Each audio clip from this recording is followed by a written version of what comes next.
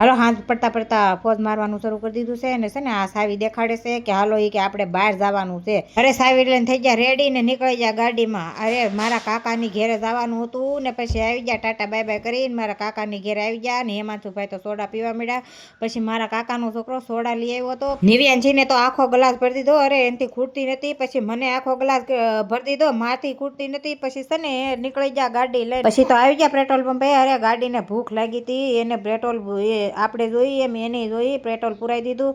પછી હેમાંશુએ Tata bye bye કર્યા અને છે ને આવી ગયા ઘેરે ને રિહાઈ ગયા. મને ભૂખ લાગી છે કાંઈક ખાવાનું હોય તો દે. પછી હું આવી ગઈ થાળી લઈને. અરે લચ્છી લઈને આવી હતી. પછી જો બધાએ એક એક ગ્લાસ લઈ લીધો.